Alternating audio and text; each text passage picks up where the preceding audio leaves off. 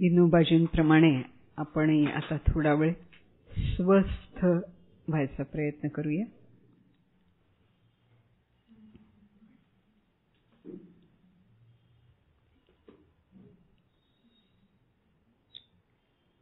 इंद्रियांची स्वाभाविक धाव बाहेर आहे.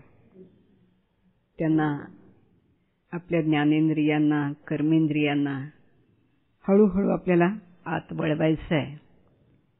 आपल्या शरीराला आपल्या ध्यानासाठी अनुकूल करून घ्यायचं आहे. आपली दोन्ही पावलं, घोटे, पोटऱ्या, गुडघे, मांड्या, नाभी, नाभीच्या खालचे अवयव, वरचे अवयव, पचन संस्थेचे आणि अन्य संस्थांचे, या सर्वांना अगदी स्वस्थ, अगदी शांत, स्थिर राहायला सुचवूया. आपली दोन्ही फुफ्फुस श्वास घेत आहेत, सावकाश श्वास सोडत आहेत. त्या श्वासोच्छ्वासाबरोबर जेव्हा आपण श्वास आत घेतो तेव्हा विश्वातली जी प्राणशक्ती आहे ती सुद्धा नकळत आपण घेतच असतो, पण जाणीवपूर्वक आपण ती घ्यावी. सगळ्या पेशींमध्ये त्या शक्तीचा संचार होतो आहे हे समजावं. श्वास घेतला आणि सावकाश श्वास आपण सोडतो आहोत. आपला गळा, खांदे, दोन्ही हात, आपला चेहरा हे अगदी स्वस्थ आणि प्रसन्न आहेत. हातांना आता काही काम करायचं नाहीये, त्यामुळे द्रोण मुद्रेत किंवा नुसतेच गुडघ्यावर शांतपणे हात विसावलेले आहेत.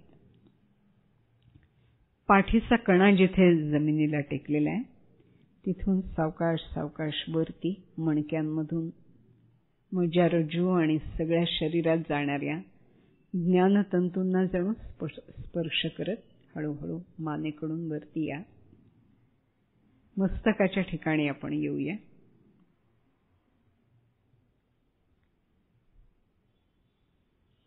ब्रह्मरंध्राच्या ठिकाणी किंवा दोन भुवया जिथे एकत्र येतात, आज्ञाचक्र ते ब्रह्मरंध्र हा मस्तकाचा जो भाग आहे, चिदाकाश, हृदयाकाश, तिथे थांबूया जरा. श्वास घेताना जणू काही स आणि सोडताना हम असा नैसर्गिक ध्वनी चालू आहे.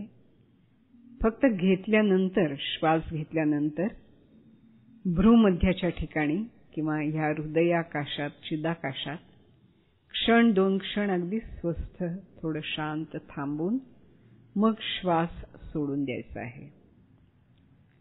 श्वास घेतला, थांबलं थोडं आणि मग श्वास सोडून दिला. असे काही श्वास सोहमचे घेतल्यानंतर भ्रूमध्याच्या ठिकाणी राहून मनाने आपण आपल्या विचारांकडे पाहायचं आहे. काही वेळा मन सहज लीन शांत होतं, काही वेळा विचारांची वर्दळ ये-जा असते, पण आपण अगदी निर्लेपपणाने, साक्षीभावाने त्यांच्याकडे पाहत गेलो की ते हळूहळू शांत होतात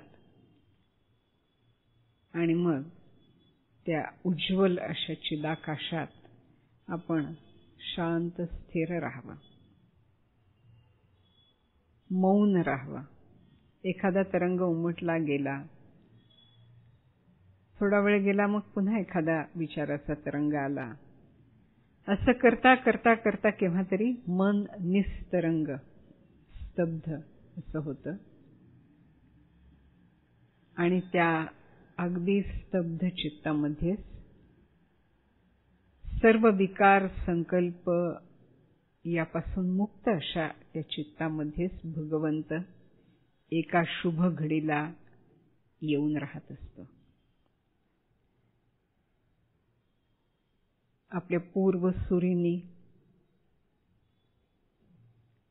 आपल्या गुरु परंपरेला केलेले वंदन आठवूया. ध्यान प्रक्रिया त्यांनी सांगितलेली आहे ती आठवूया आणि मग शांत बसूया. स्वप्नील जेव्हा ओंकार आपल्याला सांगेल तेव्हा मग आपण ध्यान विसर्जित करूया.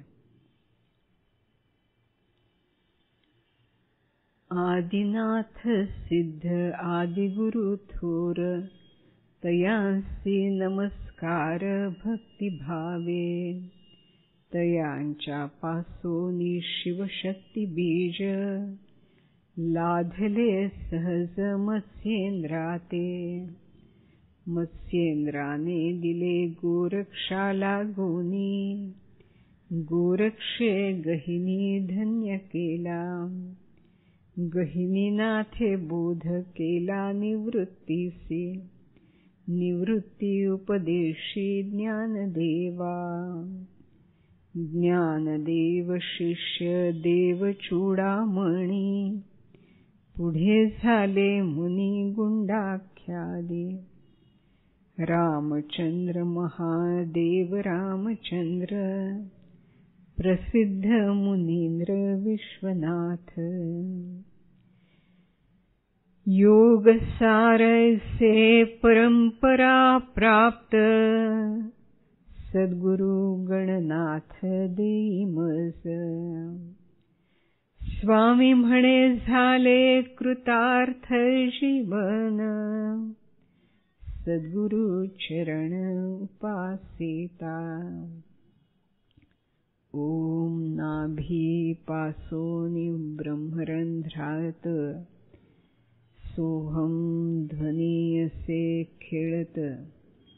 तेथे साक्षेपे देव निचित्त, रहावे निवांत घडी घडी.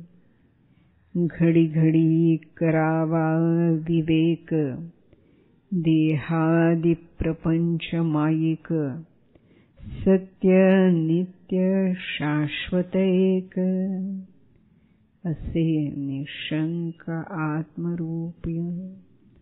आत्मरूपी दृढ विश्वास, आत्माच मीहा निदिध्यास. साक्षित्वे साहो सुख दुःखास, करावा अभ्यास नित्यनेमी. नित्यनेमे सिद्ध स्मरण, करावे भावे सोहम ध्यान. चालता बोलता अनुसंधान, प्रयत्ने करून असो द्यावे. असो द्यावे चित्त प्रसन्न, भगवंती निष्ठा पूर्ण. तो संकटी सत्वर धावोन, देई संरक्षण निज भक्ता. निज भक्ता घेऊनी जवळी, कृपा कटाक्षे कुरवाळी. जेथीसा तेथे नेवून घाली, आनंद मिळी